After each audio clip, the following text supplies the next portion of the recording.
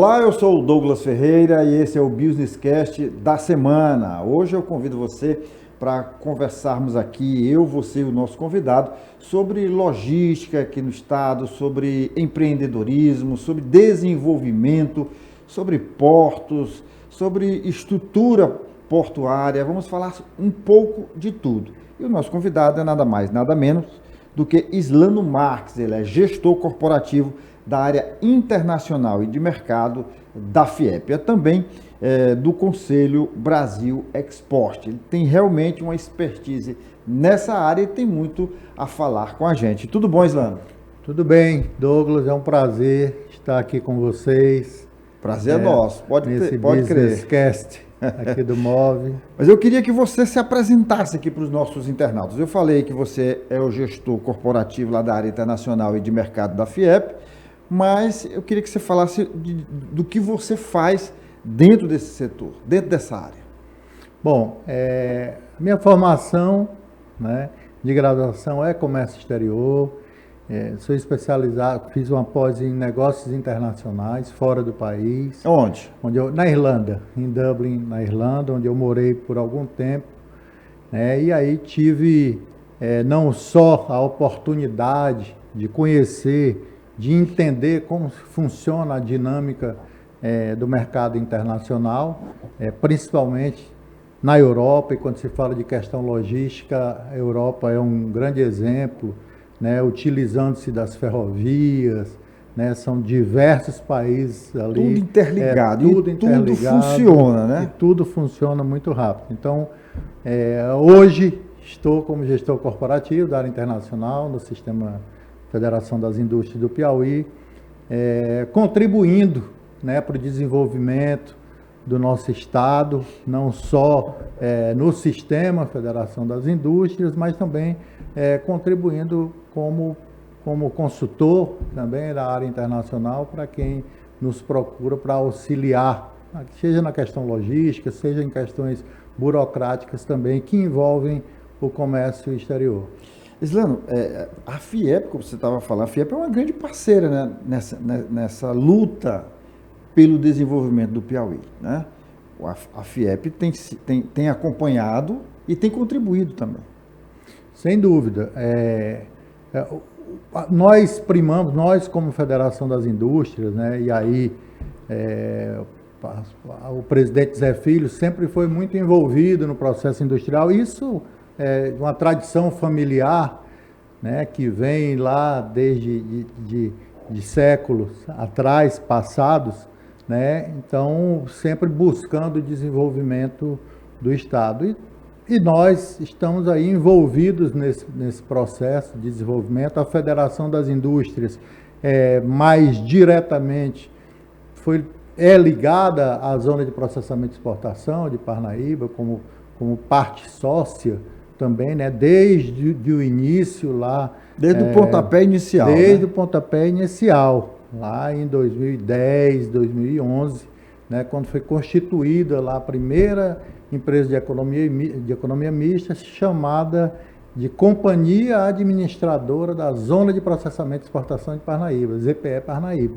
Então, a federação, naquele momento, sócia em 10%, era 90% governo do Estado e 10% Federação das Indústrias. Então, sempre envolvida, eu citei aqui um exemplo, não só o compromisso, mas também o comprometimento, de estar comprometida com esse desenvolvimento, não só industrial, mas o desenvolvimento econômico e social do estado do Piauí. Agora, Islano, você é viajado não só para fora, mas sobretudo dentro do Brasil. Eu estava ali tentando fazer um apanhado da tua história, do teu trabalho, e eu vi que você está conectado com o Brasil todo nessa área de comércio, de logística e tudo.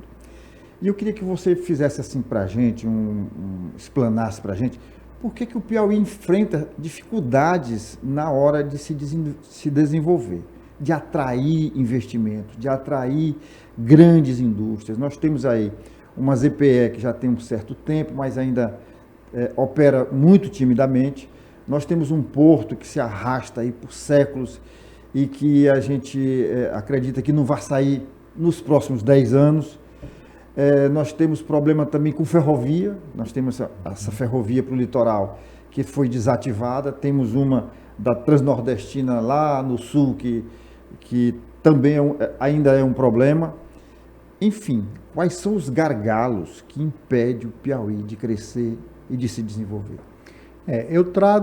Douglas, eu trago muito a visão, a gente faz primeiro um apanhado do Brasil, de uma forma geral, e depois eu venho trazendo para a nossa realidade, né? Nós lá no passado, optamos, eu estou falando como Brasil, como nação, a opção, em se tratando de logística, de priorizar as rodovias, o transporte rodoviário, priorizar o transporte rodoviário, e naquele momento em detrimento da utilização das ferrovias, do incremento das ferrovias e da estruturação. Um modal caro se comparado com o ferroviário, por exemplo. Mas eu não sei se é verdade, mas dizem que foi por lobby das petroleiras.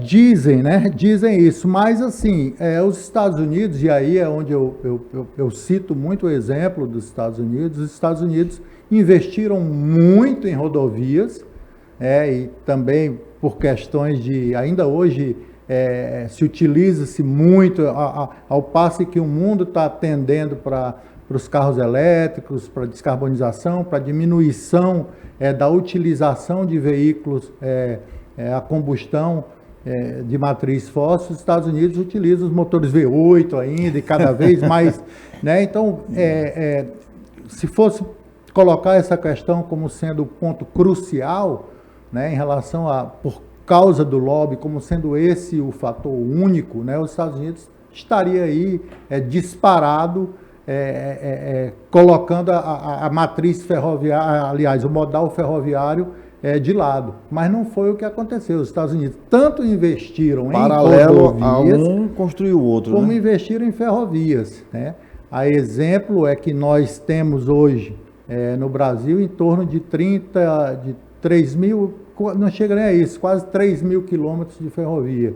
Os Estados Unidos têm mais de 33 mil quilômetros de ferrovia, né?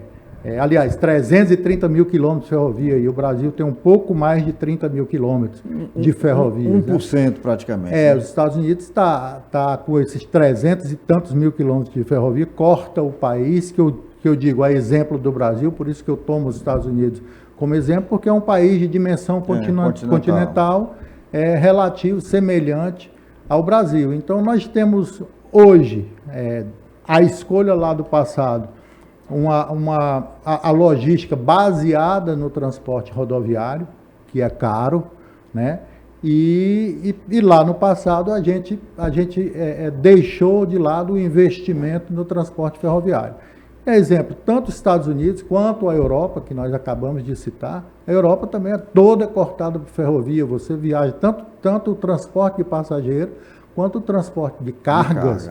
É muito eficiente, né? E se utilizam também de um outro modal que é o fluvial. Que é o fluvial. Eu vi na Alemanha, em Hamburgo, o Rio Reno, sim, aquelas barcaças carregadas de veículos, que tipo assim, eu parei, porque fiquei encantado e quis contar e não dava para contar porque a gente se perde. Esse é um modal muito utilizado, e a gente tem aqui nosso Rio Parnaíba, nosso Rio Poti, e nunca conseguimos colocar isso em prática, né?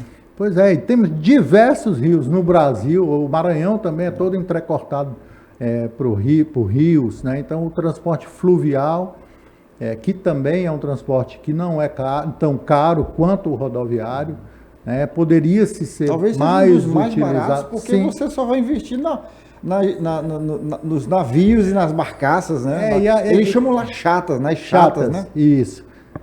Então, esse é um ponto. E aí, por que você faz todo esse apanhado geral, falando de questão de opção de modal, né? E o Piauí, por quê? Nós somos o único estado do Nordeste que a capital não é no litoral. É a única capital, né, sertaneja do Nordeste brasileiro. Nós tivemos, de certa forma, alguns dizem que foi por uma opção, que a capital não era no litoral, a capital era Iueiras e iria ser Parnaíba, mas ficaram no meio do caminho, enfim. Não vamos entrar muito nessas questões históricas, mas o fato é que nós não estamos localizados, a capital não é o litoral, né? E se você for comparar com os outros estados, onde a capital é litoral e que tem a opção de ter o porto ali como uma porta para o desenvolvimento, de certo que existem alguns estados que têm portos, mas não estão estados no Nordeste que não estão tão desenvolvidos quanto outros estados. E aí tem toda também uma questão de posicionamento, onde é que está posicionado geograficamente, né? O que tem de opção econômica para aquele estado se relacionar, enfim. Mas de fato é que o Piauí, por não ter a capital e por não ter um porto também, tivemos um porto lá no passado, um porto fluvial, né, que é ali o Porto das Barcas. No Igaraçu, né? Que era o que tinha relação com o mercado externo, né, onde entravam e saíam as mercadorias ali pelo Porto das Barcas, no rio Igaraçu. Então tivemos no passado um porto, mas de certo tempo para cá não tivemos nenhum porto. Isso contribuiu para o não desenvolvimento do Estado? Eu atribuo que sim, mais uma vez, não é o fator determinante, mas contribuiu e muito. Um outro ponto é que nós, talvez por isso, não sofremos o processo de industrialização como o restante do Brasil sofreu, como os outros estados do Nordeste sofreram. Nós saltamos lá do artesanato, né, do produto primário, da produção do produto primário para o setor de serviços, comércio e serviços. Então, nós não vivenciamos no estado do Piauí todas as etapas. Todas as etapas. E a evolução desse processo industrial. E sabemos bem que eu sempre costumo dizer, e como já foi citado, tive a oportunidade de estudar fora do país e conhecer diversos outros países, né, e a estrutura econômica de diversos outros países. Eu costumo dizer que eu não conheço nenhuma economia desenvolvida que não tenha indústrias desenvolvidas, que não seja industrializado, melhor dizendo. Né? Então, a gente sabe, e são dados da própria CNI, do Observatório Nacional da Indústria. A indústria é o que melhor paga, aliás, a indústria é onde tem os melhores salários. Tem país na Europa industrial que não produz nada, né? Que não produz no setor primário. No setor primário, exatamente. Só beneficia, né? Só importa, só compra, industrializa, processa aí. E é o maior exportador de produto X, onde ele não tem um pé de nada daquele produto. Vamos dizer, exemplo, café e pela ausência de um porto no Piauí, nossa produção é sempre escoada pelos vizinhos, ou Ceará ou Maranhão. Então eles levam os loiros dessa exportação e o Piauí amarga porque não tem como fazer a exportação por um porto próprio, né? Isso.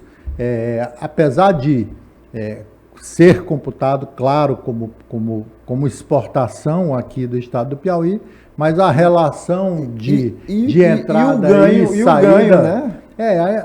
O estado do Maranhão aí cobra um percentual de passagem, hoje de 1%, né? Foi aumentado para os grãos que passam pelo estado, que entram no estado do Maranhão, são do Piauí, entram no estado do Maranhão e saem pelo porto de Itaqui. Isso é até uma questão que o pessoal da ProSoja vem brigando, vem tentando minimizar esse custo e é válido, né? Creio que seja válido. Eu acho que entrar no entendimento aí. Agora, Islano Marques, nós não temos um porto, mas nós temos hoje um governo que está, digamos assim, envolvido com a intenção e evitando todos os esforços no sentido de viabilizar o nosso porto, né? Mas o Piauí tendo um porto, esse porto vai ser viável vai ter rotatividade, vai funcionar, eu digo funcionar do ponto de vista de escoar, nós temos produção suficiente para manter um porto? Isso é importante, Douglas, que assim, onde eu costumo dizer que quem manda é a carga, né? A carga você não inventa, a carga ela existe. Sim. E ela está saindo como foi citado, por um porto ou por outro, mas eu não vou criar essa carga, ela já... Eu faço essa pergunta, só cortando um pouco o teu raciocínio, porque, por exemplo, o pessoal lá do Cerrado, ele já tem já tem um corredor logístico para Itaqui. Nós temos uma outra parte de produção de mel e de outros produtos que já vai para Pecém. Quer dizer, mudar tudo isso, canalizar para o nosso porto, vai ter alguma vantagem para quem produz? É importante que essas negociações sejam muito bem feitas. Por isso, né, alguns empresários já montaram a sua estrutura logística, já tem por longos anos se estruturaram, né, para montar, alguns até pouco já trabalharam mais com portos daqui, do Pecém, do Ceará, eu vou dizer, porque Mucuripe e Pecém, também. Né, os dois portos, né, o Porto de Fortaleza e o Porto de Pecém. Então, os portos do Ceará ou os portos do Maranhão, né, alguns empresários já até desmobilizaram parte de suas estruturas aqui do Piauí e estão indo para outros estados, inclusive para viabilizar essa logística, né? A exemplo de alguns empresários do mel, que já estão fazendo mais operações em suas filiais no estado de São Paulo, operando lá pelo Porto de Santos. Enfim, alguns criticam, o Porto de Santos é um porto muito caro, então voltamos àquela questão.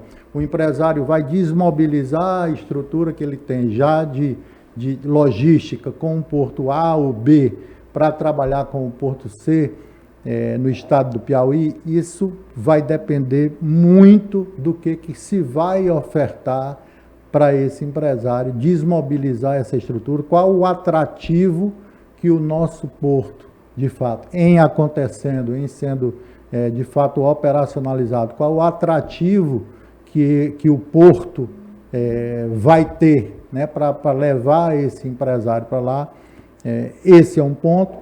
Já se trabalha opções de cargas, como minério de ferro, como o próprio grão, que tem uma logística pronta, rodoviária, diga-se de passagem, que chega, é mesmo cara, mas que chega até o porto de Itaqui, no Maranhão, o pessoal que está ali na região do Matopiba, né? O porto de Itaqui hoje, é importante a gente ressaltar, que é um porto que opera granéis sólido e líquido com bastante excelência e está virando a referência do Arco Norte do Brasil. Tem cargas do Mato Grosso que está saindo pelo porto de Itaqui, né? Devido à sua capacidade de operação quando a gente fala de granéis sólidos e líquidos. Então, voltando ao nosso porto de Luiz Corrêa, de fato, o governador tem envidado todos os esforços, tem se empenhado para que tenhamos, né, cheguemos a ter o nosso tão sonhado porto de Luiz Corrêa, mas é preciso que se observe o que se faça, de fato, eu creio que isso já vem sendo trabalhado, um estudo das possibilidades de carga, de fato, o potencial que o Estado terá, né, para escoamento ali pelo Porto de Luiz Corrêa. E aí também envolve todas as questões operacionais. Calado é um porto que precisa de dragagem, uma dragagem que vai ser, de certa forma, constante, porque tem o problema do assoreamento. Constante e cara, diga-se de passagem, muito cara. Só fazendo mais um parênteses aí, Islã, eu estava lembrando aqui, o Porto de Itaqui, ele já atracou nele o maior navio do mundo. Eu estava procurando o nome do navio aqui, mas encontrei só um de passageiro, de cruzeiro. Porque, salvo engano, o Porto de Itaqui, ele trabalha com um calado de 16 metros e meio. Porto de Pecém, salvo engano, também seria de 15 a 15,5. Nós temos aqui, lá no Mole, a nossa profundidade ali, mesmo sendo feito um trabalho em cima dela, ou embaixo da água, ficaria em torno de 11,5. Aliás, não chegaria a 11,5. Lá onde está acontecendo hoje ali a instalação do entreposto pesqueiro, ali, segundo dados oficiais do governo do Piauí, são 5 metros na maré baixa e 7,5 metros na maré alta, isso dragado. Então, assim, eu fico me perguntando a viabilidade técnica, assim, quais são os navios que vão poder atracar no nosso porto, seja ali no entreposto, ou seja lá naquela parte que as pessoas conhecem apenas como o mole, o paredão, que vai ser ali o porto. Na verdade, o porto vai ser lá. Eu fico me perguntando que tipo de navio vai ser. O navio de grãos, de minério, é um navio que precisa de um calado bem profundo. E aí fica esse questionamento.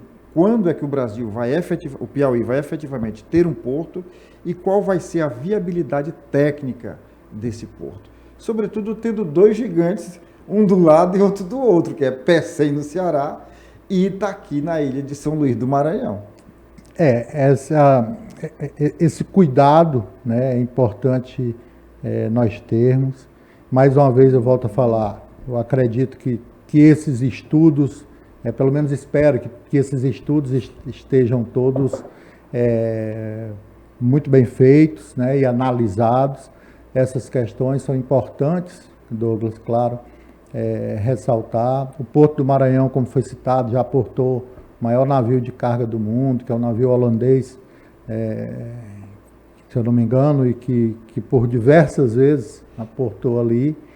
E tem um calado, e diga-se de passagem, esse calado que ele opera normalmente é um calado natural, sem dragagem. Sim, é um porto que tem o seu calado natural, isso já dá uma viabilidade econômica, um diferencial econômico muito bom para a operação de cargas como granel, por exemplo, que a gente sabe, a questão logística, principalmente quando a gente fala de commodities, né, a logística impacta muito, porque o preço da commodity não tem como eu negociar muito, ele já muito baixo. É um preço fixo, vamos dizer assim, é um preço tabelado, né, no mercado internacional. Então não tem como eu negociar esse preço. O meu diferencial vai ser na logística.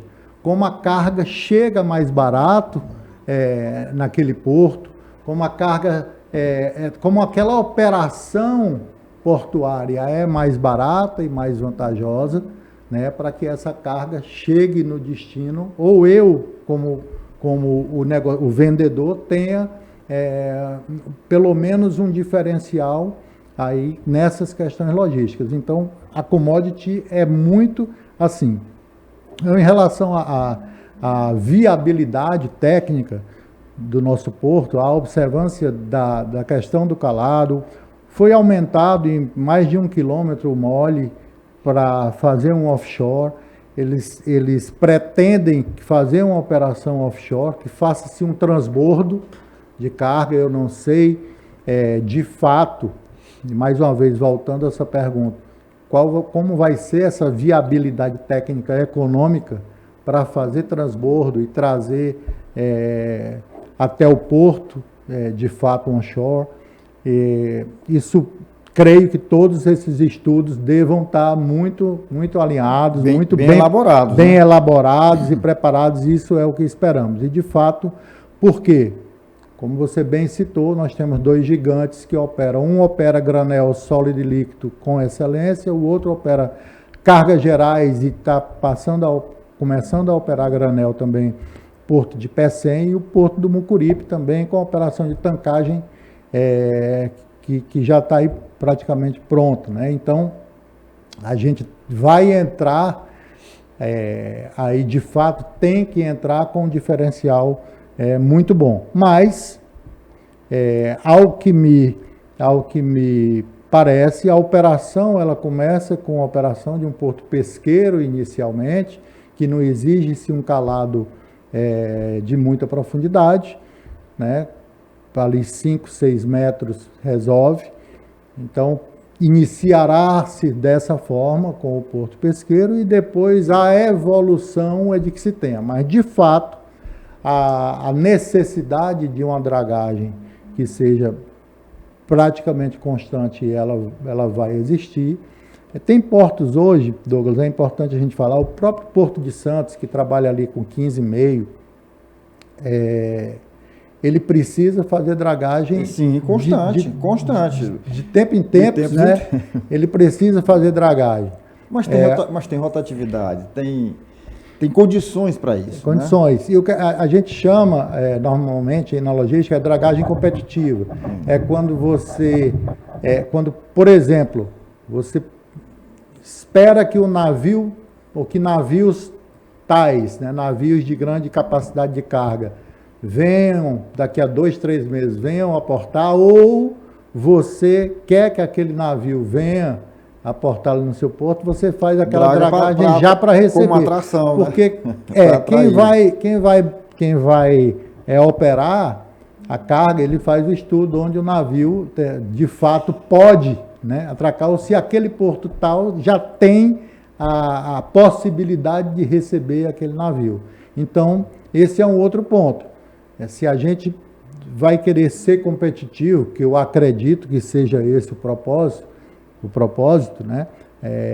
A gente vai ter que ter o nosso diferencial, de alguma forma, e seja com calado, e para ter um calado que seja pelo menos atrativo. Aí isso eu estou falando de um horizonte de vários anos à frente, não para agora. Como eu falei, até o que nos foi chegado, é que o porto vai começar com uma operação limitada, ali de certa forma, e essa evolução ela vai sendo para e passo. Isso é o que eu entendo. E eu queria só deixar claro aqui para os nossos internautas que a gente torce por esse porto, porque a gente entende que o Piauí precisa de um porto, né? O Brasil tem um potencial de exportação muito grande. Eu fiz uma reportagem essa semana e eu fui pesquisar. O Brasil é o 4º maior produtor de banana. Sabe quanto é que ele exporta? 1%.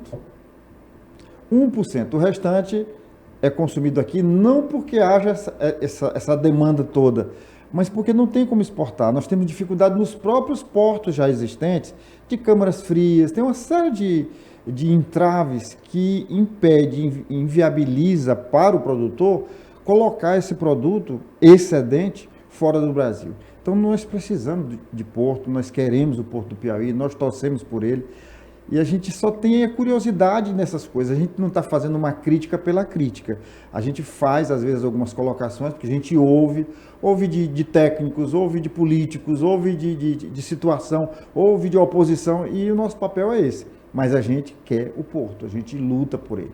Um porto que começou a ser, digamos assim, reivindicado no Império ainda, né? Então, já passou, foi da hora da gente ter o nosso porto. Esse é até um paradoxo, Douglas, quando a gente imagina assim, nós tínhamos um porto fluvial, né? Que era o porto chamado hoje, Porto carinhosamente, Porto das Barcas, né? Que está ali a poucos quilômetros de onde nós estimamos que tenhamos o nosso porto marítimo. Então, como foi falado, que veio lá desde o Império, e por que nunca aconteceu, né? Esse é o paradoxo, né? Por que nunca foi viabilizado? Né? A gente nos traz, quando a gente faz essa reflexão, nos traz esse questionamento, né? Por que todo o Nordeste aconteceu? E será se só porque não tínhamos a capital no litoral é que não foi viabilizado o porto marítimo, ou por outras questões, né? Então, nos traz essa reflexão, e mais uma vez, nós, principalmente como Federação das Indústrias, é a cidade do presidente Zé Filho, tem dele todo o interesse de que, de fato, a ZPS se viabilize, o porto se viabilize, toda essa infraestrutura, no que tange principalmente a questões logística voltada para o desenvolvimento econômico, é de total interesse, não só nós como Federação das Indústrias, o próprio presidente Zé Filho e toda a sociedade. Eu acho que ganha o Estado, né? Então, como você falou, o que nós pontuamos aqui é, claro, como ponto de atenção, voltado para que se olhe de fato com carinho, e como eu disse, eu creio que isso já vem sendo estudado, né? Já tem alguns estudos aí já prontos e preparados para serem postos em prática, né? Então acreditamos que isso se viabilize, torcemos para que se viabilize de fato, isso aí sem dúvida nenhuma. Mas aí, não podemos deixar de tocar num assunto que eu acho que você também tem conhecimento, que é com relação à ferrovia transnordestina, sim, que vai ter um ramal lá de Eliseu Martins, salvo engano, para Pecém. Aquele trecho ali de Eliseu Martins, ele foi começado, né, lá no... Também lá atrás. Lá no primeiro... quando foi se autorizado a primeira fase da Transnordestina, e eu estava até comentando, foi começado, e aí é uma crítica, né? Foi começado do local errado, era para ter sido começado lá do Pecém, ou lá do Porto de Suape. Porque o que tivesse sido construído já estava sendo aproveitado. Já estava sendo. Se eu começava no Porto, andava 50 quilômetros para dentro, eu já tinha carga para ir de 50 quilômetros até o Porto. Se eu andasse 100 quilômetros para dentro, eu já tinha carga para ir de 100 quilômetros até o Porto. Então, era para ter começado, de fato, da ponta para cá e não daqui para lá. E a gente popularmente costuma fazer esse comentário no meio das pessoas que tratam de infraestrutura e logística, que é o que está ligando nada a coisa nenhuma, né? Então ficou de fato dessa forma. Mas esse trecho de Eliseu Martins, ele do novo PAC, ele não foi contemplado, né? Mas o restante do trecho, isso eu creio que são 70 quilômetros, se eu não me engano. Todo o restante do trecho até Pecém, sim, está sendo viabilizado. Inclusive, eu tive uma conversa recentemente com o pessoal do Pecém. A parte de lá de ferrovia já está todo viabilizado, né? Então, a Transnordestina vai acontecer também, mais uma vez. Quando a gente fala de infraestrutura, é importante ressaltar que nada é a curto prazo, né? Infraestrutura realmente de impacto é coisa de 3, 4, 5, 10 anos para acontecer. Não que essa fase da Transnordestina vai ficar pronta só daqui a 10 anos. Não, porque já vem sendo trabalhada há bastante tempo, né? Por alguns anos aí. Então a gente espera que logo tenhamos a Transnordestina operacionalizada, funcionando de fato, pode viabilizar cargas daquela região ali do estado, ao redor de Eliseu Martins, escoamento, a parte de minério também, para o Porto de Pecém. Isso a Transnordestina é um ponto fundamental para o desenvolvimento do Nordeste, eu digo. Não só para os estados do Piauí e Ceará, mas para o Nordeste como um todo, né? Como um todo, porque é uma obra de infraestrutura fundamental para o desenvolvimento do estado. E o outro trecho também, que ficou esse de fora, de 717 quilômetros, que vai até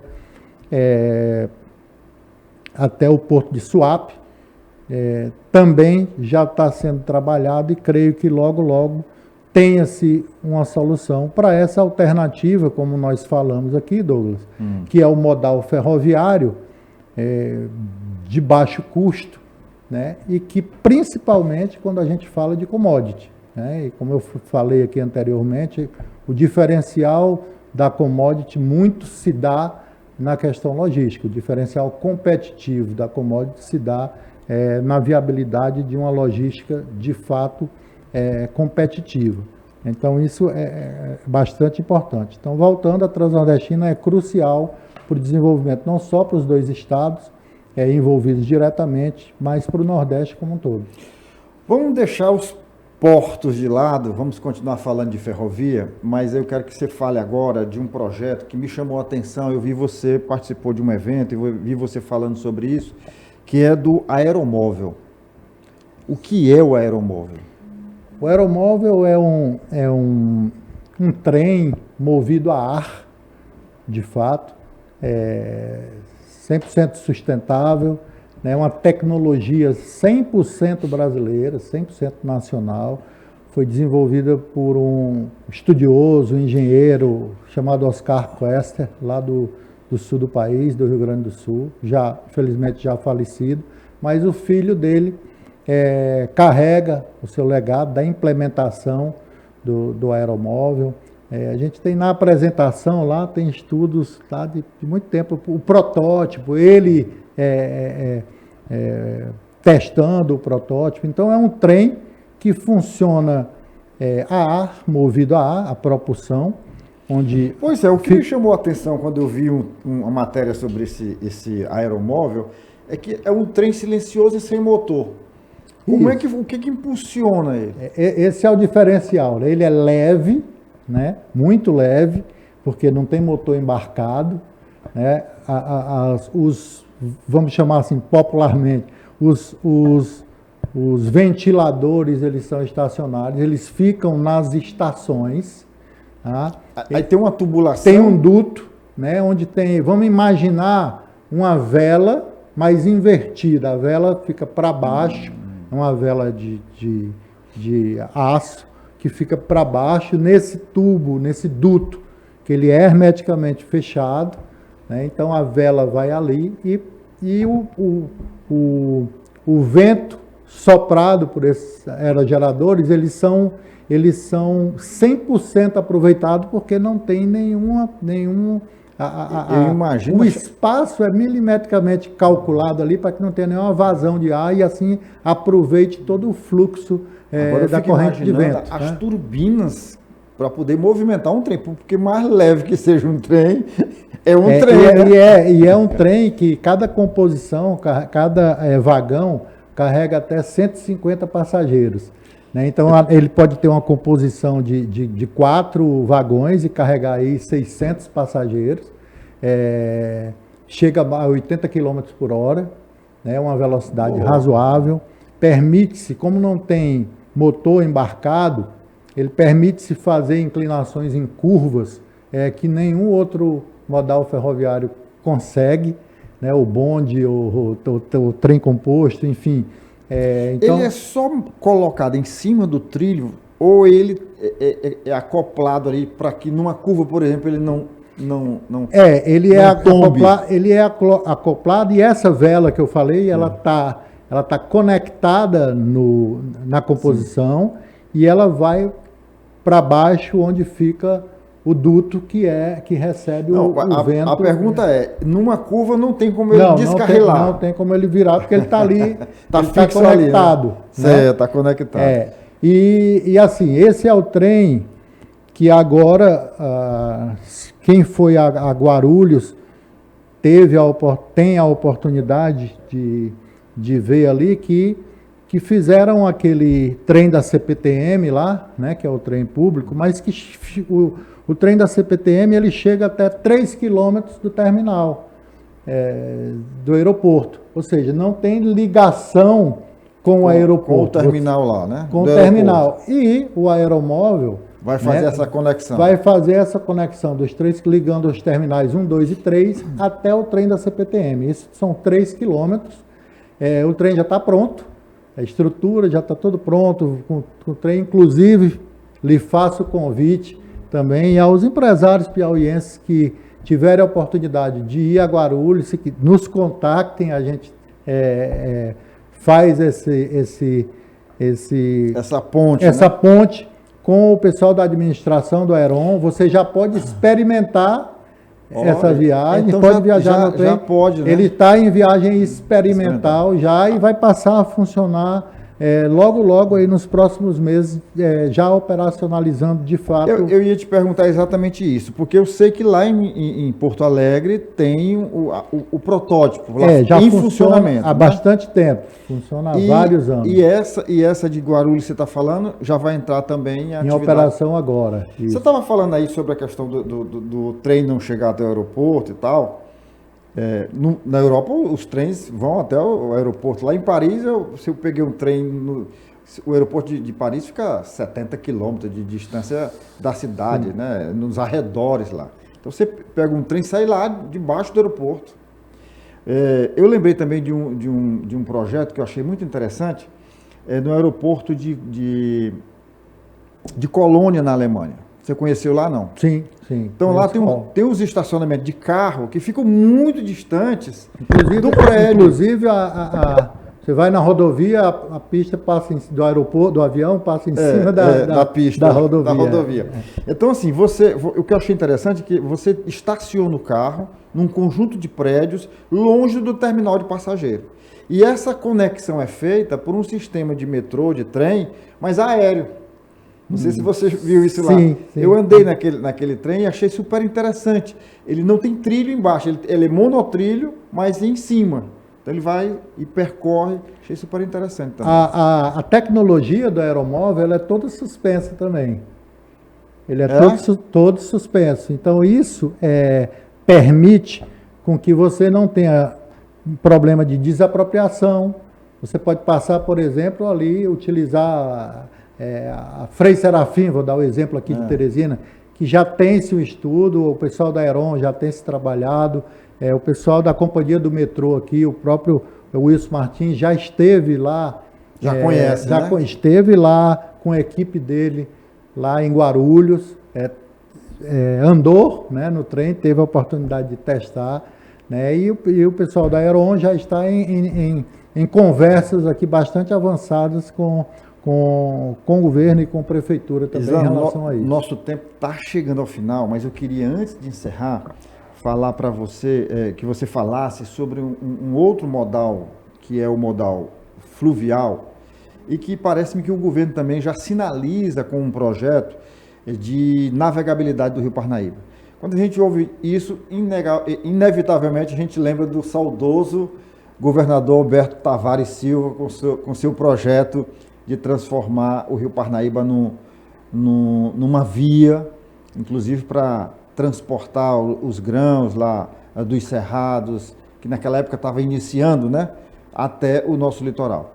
Mas, enfim, como é que você vê a viabilidade desse projeto, a necessidade dele, a importância dele, e o gargalo que são as eclusas lá da barragem?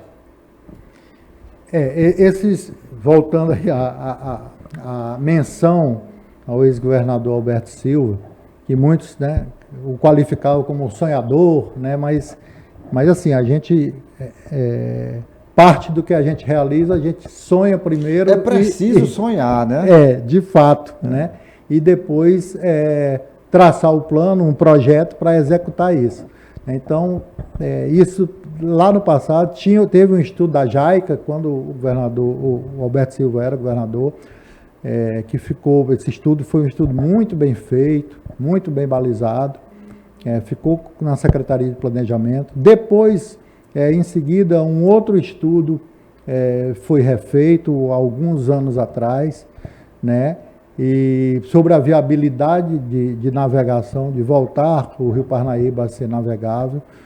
Nós acreditamos que é possível, sim, e mais uma vez volto, desde que se haja os investimentos necessários, de fato, né, para que se execute o que tem que ser feito em relação à obra civil, e sim, todo o processo, principalmente de preservação, né, das margens do rio, o processo de conscientização também da utilização dessas margens, da habitação, enfim. Então é um projeto de fato robusto, já chegou também para nós que o governador, nós no 3, 4 anos atrás, nós, Federação das Indústrias do Piauí e do Maranhão, protocolizamos um documento junto à ANTAC, solicitando A ANTAQ, que é a ANTAQ, que é a Agência Nacional de Transportes Aquaviários, né? Que é quem detém o direito de concessão, o direito de estudo dos rios no Brasil. Então, se eu quiser colocar um porto, por exemplo, no Rio Mearim, quem dá essa autorização é a ANTAQ.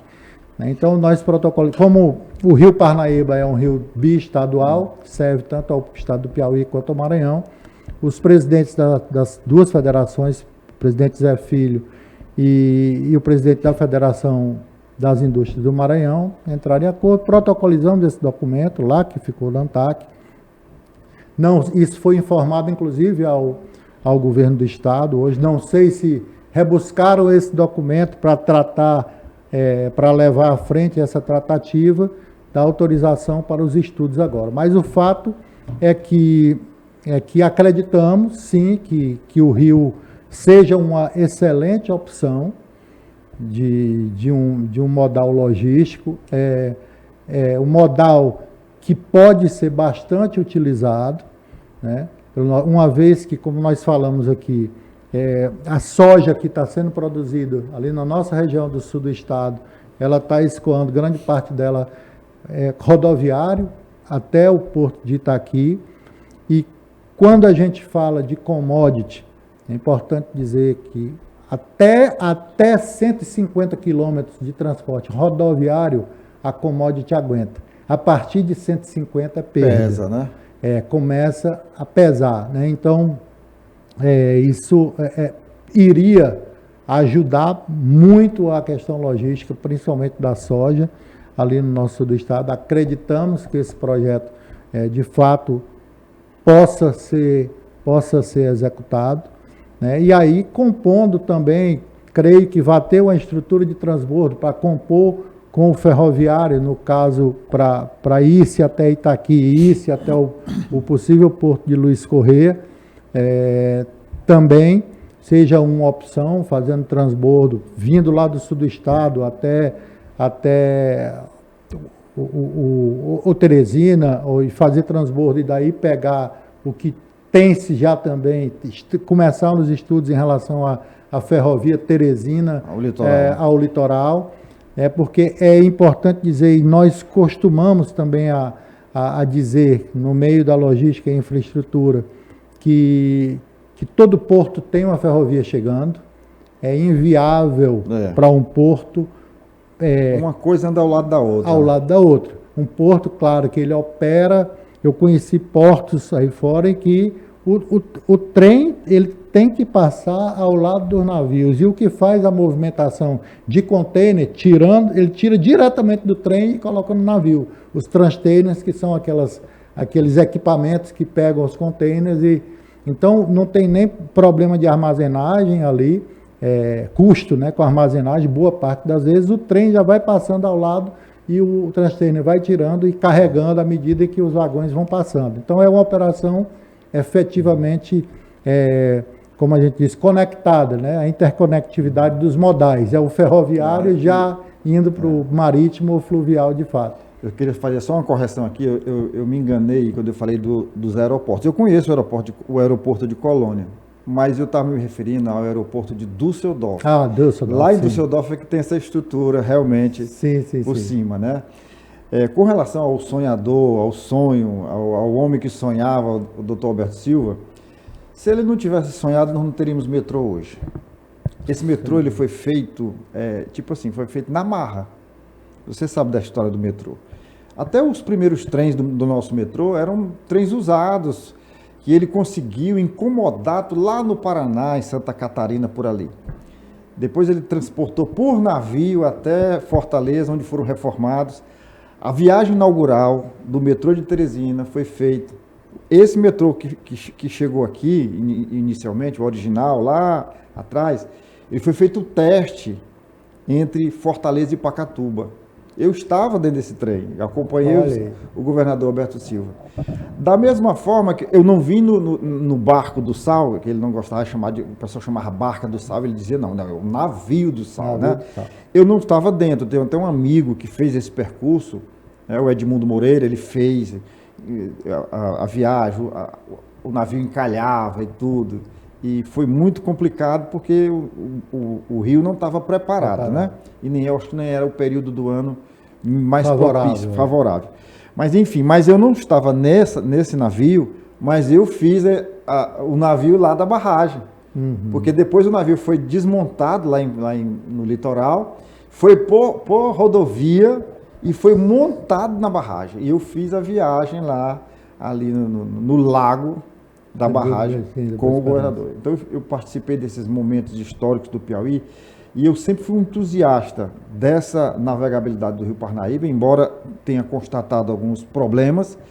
Como eu sou ainda hoje entusiasta da necessidade do Piauí ter o nosso porto, da questão da mobilidade na Europa, que é uma coisa fenomenal, seja ela rodoviária, ferroviária, fluvial, né? Tudo lá funciona. Quando aqui em Teresina foi implantado o Integra, eu tinha acabado de chegar de uma viagem na Europa, eu digo, pô, agora o negócio funciona. E não funciona. O que funciona no mundo todo não funcionou em Teresina. Então são essas coisas que a gente às vezes fica entristecido.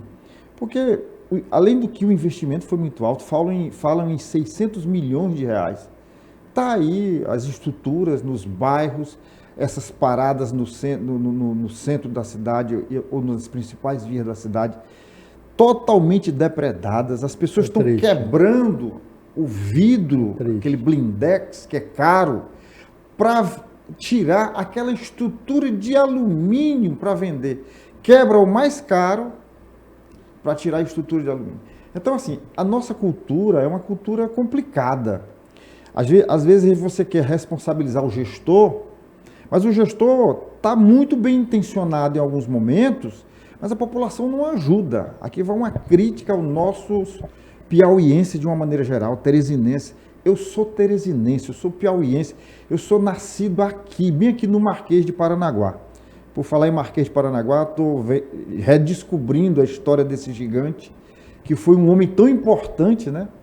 Lá atrás foi ministro do Império, e a gente sabe muito pouco sobre o Marquês de Paranaguá. Mas se ele fosse vivo, estava triste como eu. Porque o Piauí tem algumas oportunidades. Temos riquezas absurdas. E a gente não sabe aproveitar, né? A crítica é geral, para o cidadão e para o político, mas especificamente nessa questão do Integra, é dinheiro nosso, é dinheiro do povo, não existe dinheiro público, isso é uma falácia. Não, ali é dinheiro público, como se o Estado tivesse uma fábrica de dinheiro. O dinheiro do Estado é o nosso dinheiro, é o meu dinheiro, é o seu dinheiro, Islã. E esse dinheiro precisa ser valorizado. Precisa ser valorizado pelo político, que quando rouba você se revolta e critica e quer na cadeia, mas que precisa ser valorizado também por você da periferia, você que quebra, você que vê e não filma e não denuncia, você que acha bonito, você que tem um filho que faz e não reclama nem com ele. Então, assim, não existe dinheiro público, não existe dinheiro de graça, nada é de graça nesse mundo. Não existe almoço grátis, né? Nem um cafezinho é grátis. Tudo é dinheiro suado, do suor do trabalhador do Piauí. Então precisamos valorizar isso. E eu estou fazendo esse desabafo aqui porque eu vi hoje de manhã, quando eu vinha para cá, os estilhaços dos vidros no asfalto. Aquilo ali é revoltante. Os ar-condicionados, esses já foram embora. Foram os primeiros. Foram os primeiros. Outro dia, é porque nesse momento, o sinal fechou e o rapaz estava na moto e avançou, e não deu para eu filmar. Mas ele levou uma placa dessa de blindex. Blindex é uma marca, mas a gente chamou do vidro temperado, né? Tirou lá subiu na garupa de uma moto e levou. E ele chega em casa e não vai... Não sabe nem o que vai fazer com aquilo. Não sabe. Então, assim, é preciso que o cidadão exerça a sua cidadania, e ser cidadão é ter respeito pelo que é do povo, né? Se a gente critica tanto o político, quando o político faz, como nas palavras do doutor Pessoa, ele faz danação com dinheiro público, você também faz danação quando você permite que um vizinho seu chegue em casa com uma placa dessa e você não denuncia, né? Quando você se junta com amigos para quebrar, né? Então a gente tem que ter respeito pelo dinheiro nosso, pelo nosso dinheiro. Islã, depois desse desabafo, nosso tempo foi esgotado. Mas eu queria te dar um minuto para você falar sobre o trabalho desenvolvido na tua área, lá dentro da FIEP, no momento. O que tem aí que merece ser dito agora? Na gestão, vou falar, eu tenho alguns chapéus dentro da federação, me orgulho muito disso. Dentre eles, a área internacional, onde a gente ajuda tanto com capacitação para empresários, né, inserirem os seus produtos no mercado internacional, trabalho de inteligência comercial, a certificação de origem, que é o certificado em que assegura que aquele produto ele é nacional. Essa certificação, quem emite é a Federação das Indústrias, através da nossa área, o que permite com que esse produto tenha um diferencial tarifário em alguns mercados que fazem parte do Sistema Geral de Preferência Tarifária. Vai com pedigree, que você está querendo dizer, né? Vai com pedigree, é exatamente isso. Então, assim, além das capacitações, das organizações de missões empresariais, né, e todo o apoio que a gente dá para o empresariado quando ele quer visar o mercado internacional. A nossa área também de mercado é corporativa, ou seja, nós atendemos a Senai, a SESI e a IEL, que está dentro da estrutura do sistema. Faltou a gente falar da IEL, mas você podia tecer aí 30 segundos sobre... Vou falar um pouquinho de cada. O Senai é o nosso Serviço Nacional de Aprendizagem Industrial, onde a gente tem os nossos profissionalizações, né, os estudos, as formações de aprendizagem industrial e também técnicas profissionalizantes. Então, é o que forma a mão de obra, de fato, forma o trabalhador para a indústria. E voltando a dizer, como eu tinha falado antes, a indústria hoje é que paga os melhores salários, a indústria onde você tem a possibilidade de uma escalada profissional diferenciada, não dizendo que os outros setores não tenham, mas na indústria você tem como vivenciar isso de uma maneira, às vezes até bem mais curta do que em outros setores, consegue de fato o seu desenvolvimento profissional. Tem o SESI, que trata da parte de saúde e segurança, voltado para a indústria, e tem a educação também, desde a educação básica. Hoje a maior rede privada de ensino do Brasil é o SESI, né? Com mais de 600 escolas, com uma metodologia altamente eficiente. O presidente teve aqui, o Zé Filho, ele falou isso, ele deu essa informação. Exatamente. Que o Brasil talvez não perceba, né? Não percebe, né? Então a gente tem desde a formação básica até o ensino médio, que é integrado com as escolas do Senai. Ou seja, a partir do ensino médio, o aluno já pode escolher uma profissão que ele possa ter, seja um técnico industrial, um eletrotécnico, eletromecânico, enfim, ele já pode ter uma formação técnica, que é a grande lacuna hoje que a gente vê no Brasil, né? A necessidade de formação técnica, e a gente não tem profissionais qualificados. Então, esse estudo integrado de SESI, da formação de SESI com o Senai, voltando a dizer, a parte de preocupação com a saúde e a segurança do trabalhador no ambiente de trabalho, também isso voltado para as indústrias.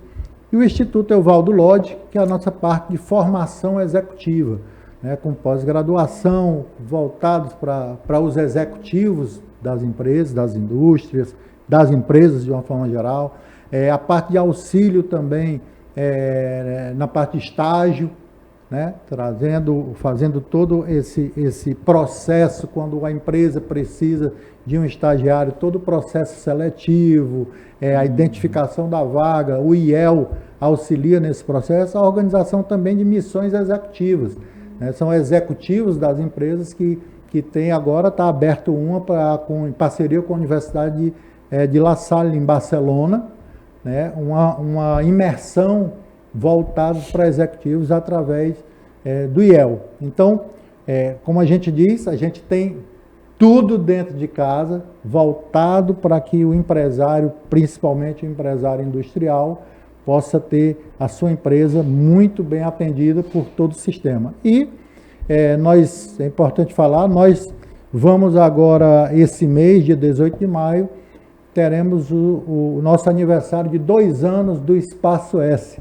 O Espaço S é o nosso espaço, é o nosso hub de inovação. Lá no shopping, né? Que fica ali no Teresina Shopping. Nós costumamos dizer que hoje é a vitrine. 2 anos. 2 anos, né? Passou muito rápido, muitas entregas foram feitas no Espaço S, vários editais de inovação que foram lançados ali.